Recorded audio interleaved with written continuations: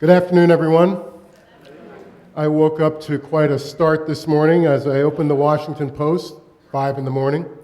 There on the front page was the story of a woman who tells the story of Harriet Tubman and the Underground Railroad by inhabiting her character and taking it out to the people. There on the front page of the Metro section was the story of a woman whose sister was one of the 4 victims, the 4 girls who were killed in the 16th Street Baptist church bombing in Birmingham in 1963. I stopped. I had to go look at the calendar. I knew today was March 1st because I knew I was coming here. What's all this Black history doing on the front pages of the newspaper? Black History Month is over. Then I got to the beginning of the style section, and I saw a story on a newsstand in Foggy Bottom that was closing down because nowadays people use their digital devices to get news, and they don't need newspapers anymore. That's when I understood what was going on. The Washington Post was again snooping into my life and taking 3 elements and putting them on the front pages of their newspaper, these 3 elements being what I'm going to talk about here today. We have the freedom rides, we have the First Amendment, and we have the power of storytelling. These are the elements of us understanding who we are as Americans. As Elise said, my career in journalism began in 1977. I spent 3 years behind the camera in local news in Baltimore, and a total of 23 years chasing down news, the next 20 as a reporter and anchor. And chasing down the news means finding those people who can tell me what happened and why, and often of events that happened days ago, hours ago, sometimes minutes ago, and I'm asking people, many of whom have reasons not to give me straight answers. These are things they do not want to be talking about, no, not now. Is it any wonder that journalism has been called the first rough draft of history? You get what you can, you understand what you will, and then you file it away because you know that that understanding is incomplete. Well, in 1999, I set aside day-to-day journalism and joined the staff at the Newseum.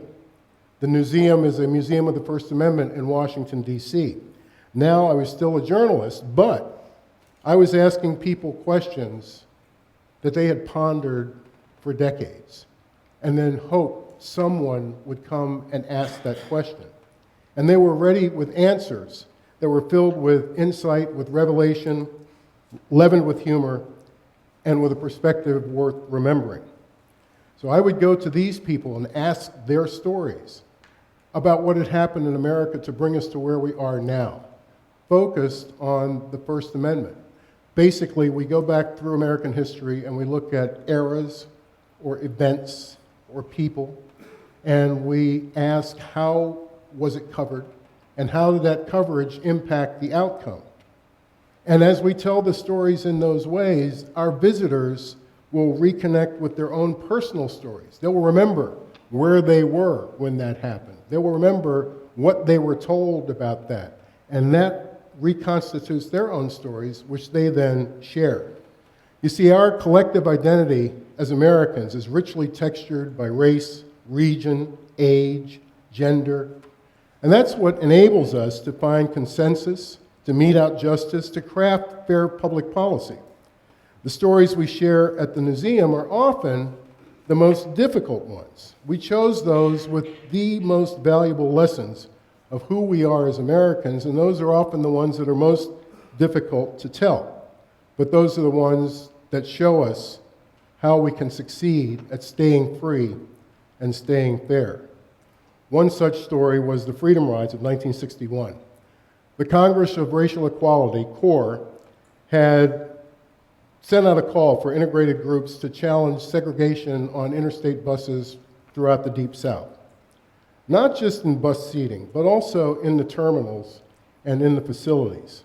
Because oftentimes, if you were a black rider, once you got to a station and you were waiting for that connecting bus, there was no place for you to sit comfortably.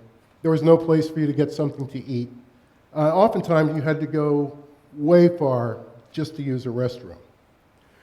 We tell this story at the Newseum because it's an exercise in which the activists use all 5 freedoms of the First Amendment. We call them the tools of self-governance. Now, the fact is, we Americans love our freedom. You'll hear that all the time. But only 4% of America can name all 5 freedoms of the First Amendment. That's up from 3% on the more previous. And at the same time, fully 20% of the American public can name all 5 members of the Simpsons family. So that's kind of where we are. So, first thing for you to take home with you. The 5 freedoms of the First Amendment, the tools of self-governance, are speech, religion, press, assembly, and petition. So for a stronger, more stable community, or state, or region, or nation, see how you can scale it up? You look left and you look right, and you talk about your aspirations and your own experiences which underlie them, and then you get busy to turn the tide. Well, the 13 original Freedom Riders, 7 were white, 6 were black. And this brings us to the next take-home point, and that is that civil rights stories are not just black history, it's American history. And we really need to understand that, and that understanding is going to be the first thing that's going to liberate these stories from the shortest month of the year to be integrated into the entire American history curriculum for all to know all the time. We who are about my age learned about these things in what was called current events. But what we found since then is that the entire civil rights story has been streamlined. And we need to remain whole in the telling of that story so that we can understand how we arrive here, where we are now, when it comes to the social construct, and that now means at any time in American history. And it's going to inform us how best to tweak where we are to make it better going forward.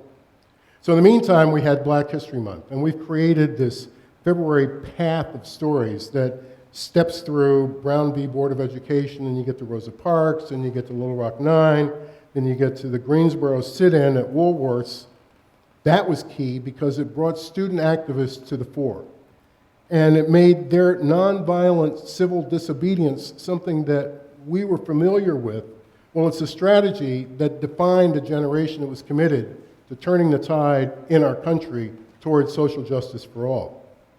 Well, one such person, John Lewis, was a founding member of SNCC, the Student Nonviolent Coordinating Committee, in 1960, working with Ella Baker, who was a colleague of Dr. Martin Luther King. A number of students at Shaw University formed this committee, and once again, they used all 5 freedoms. Speech, you see something that's not right, say something about it. Their nonviolence was faith-based. Assembly was obvious, whether it was a sit-in, a picket line, a petition, a freedom ride, and then petition to tell the government, we need this to change so that we all can be free and have equal opportunity. And we need that free press so that the activists who are taking direct action, their stories can be told to other Americans that might want to join this cause. John Lewis was on that first freedom ride, and he remembers the night before the departure of the first leg. This would have been the night of May 3rd. They were all together in Washington, D.C. The 13 of them went out to dinner, and they said, this may be our last supper. They'd all signed their wills before going because they knew there was a chance that they would be killed. But that's the extent to which they were committed to their cause. Also committed was the press. Moses Newseum was a reporter who reported for the Afro-American newspapers. He was on the Greyhound bus that was firebombed outside Anniston, Alabama. And that bus, this is the camera that was given back to him after I finished the interview. He said, you know, Greyhound called me up and said they had my property if I wanted it. I got that camera sitting down in the basement. You think you'd want that for anything? Thank you, Moses. Well, he didn't need his camera. He told his story with words. And a part of that story was his conversation with a white woman who was a passenger on the bus trying to go and visit relatives. A group of segregationists had put tires and nails and glass under the tires to degrade the tires, and while it was helpless out on the highway, they started throwing Molotov cocktails through the windows, breaking the windows, setting the bus on fire. This woman was confused, scared. What's going on? Why is this happening? I don't understand. And once he folded her story into the larger story, it made it clear that we all have something at stake. That's the other thing about being American. Meantime, Howard K. Smith was working for CBS at the time. He was in Birmingham, and he got a tip. If you want to see some action today, go to the bus station. The person didn't say anything more. There were 2 bus stations, so he sent his photographer to the Greyhound Station. He went to the Trailway Station, where he witnessed a beating of the passengers who came in on that bus. There was a melee inside the terminal. He told the story on CBS, and he had put a stand-up in there where he used the famous quote, "All that's needed for evil to triumph is for good men to do nothing." Well, the editors up in New York decided to cut that part out, that they felt that that was editorializing, and it went a step too far. Howard K. Smith left CBS shortly thereafter, went to ABC. I think nowadays, we could talk about that in terms of whether that is one step over the line after you tell the news story. But one thing that is clear is that for the American public, the news consumer, to play a participating role when you see something that gives you pause, that's not right. Well, it's not somebody else's job to change it. It's our job. Once the violence became a part of that news story, then the federal government was compelled to play a role. A federal statute was being invoked by the Freedom Rides. We are allowed to ride on these buses on these interstate highways, and the states were challenging the legitimacy of that statute. Well, Attorney General Robert Kennedy sent his top aide, John Siegenthaler, a former journalist, down to rescue the Freedom Riders who were being held there in Birmingham. Greyhound refused to send another bus out. The drivers refused to drive a bus, and so they were held in jail. And Siegenthaler went to negotiate safe passage out of Alabama and into Mississippi with Governor John Patterson. They were at the governor's office, and the governor turned to his public safety commissioner, Floyd Mann, to kindly explain to Mr. Siegenthaler, we can't protect these people. These reckless people coming down here and bringing all this trouble into our community, would you tell them we cannot protect them? And Floyd Mann shocked the room by saying, Governor, if you tell me to protect them, I'm your public safety commissioner, I'm going to protect them. Floyd Mann had already sought permission to put a plainclothes undercover officer on the bus just in case there was trouble. Might call him a bus marshal back in the day. But once again, this was his commitment to do his job. Well, a plan was drawn up to give safe passage police escort from Birmingham all the way to Montgomery. And John Lewis was one of the people on that bus. And the police escort was to change over to the Montgomery City Police when it arrived. Instead, the city police hid, and John Lewis was one of the people who was beaten by the segregationists in town. John Siegenthaler was also beaten, hit over the head. John Lewis has often said, if you're going to beat us, do so where it can be seen and reported. We will gain allies for our just cause. Siegenthaler was hit over the head with a pipe, left unconscious in the street. And in 2001, when I pulled this material together for a documentary on the 40th anniversary, his story had largely been forgotten. He told it on television the weekend after it happened. But the part that he tells is that there he was with a rental car and the melee starting all around him, and he saw 2 co-eds and said, here, get into the car, we can get to safety. And this one woman put her hands on the roof of the car, said, I know you think you're doing right, but I am committed and I belong here. And the way he told the story for 40 years was to say, and I told her, sister, get your ass in this car. And at that point, someone grabbed him by the shoulder, spun him around, and hit him in the head with a pipe, and he was down on the floor unconscious. That's how the story was told for 40 years. In 2011, on the 50th anniversary, we had Susan Wilbur Walmsley on the panel with us. This was that co-ed who remained nameless for 50 years.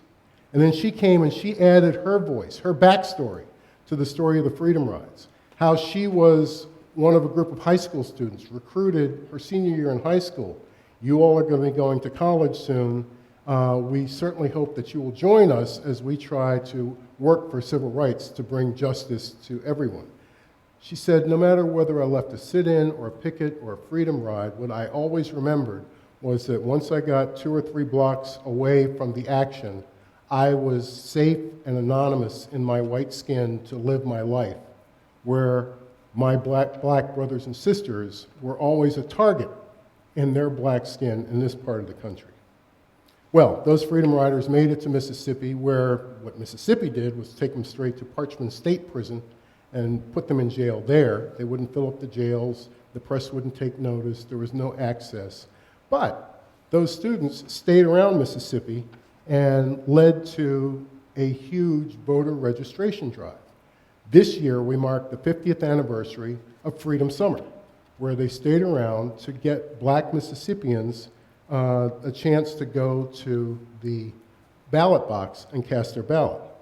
We should also remember that Freedom Summer, we saw Andrew Goodman, Michael Schwerner, and John Chaney, 3 activists, lose their lives. 2 of them are white. 1 is black. This is American history, not just black history. Well, we took the story and we changed it around to show people that it is the activism of the kids that we wanted to use to inspire young visitors to our museum, understanding that it takes a full 50 years for the full truth to be known. That's why we need to keep retelling these stories. And so we came up with an exhibit we called Make Some Noise.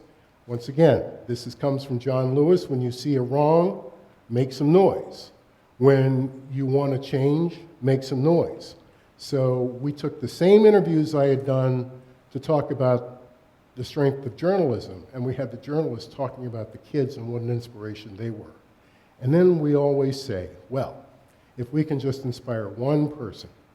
A couple of weeks ago, I got a phone call from a young woman, Kaisha Blunt from Cherry Hill, New Jersey, a 2005 college graduate.